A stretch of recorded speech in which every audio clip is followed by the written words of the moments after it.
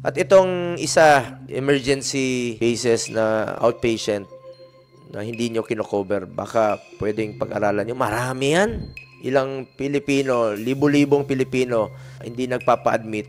Check up lang, dyan lang sa emergency room, papauwiin, pero hindi ko cover ng PhilHealth. Kaya napipilitan silang magpa-admit. Suportado ho ng DOH yung panukala nyo, Mr. Chair, na yung urgent care and emergency care dapat pinopondohan. Sa pag-aaral, kasing taas ng 30%, halos 1/3 ng mga sakit na ikinapapasok ng pasyente sa ospital ay kaya naman pong gamutin or iwasan kung ito po ay nagagawa sa labas ng ospital, nagagamot, or sa emergency room, or ngayon po yung tinatawag ng DOH na bagong urgent care and ambulatory services centers. Pati na ho yung super health centers, nakakatulong rin po yun, Mr. Chair. Mas makakatipid tayo.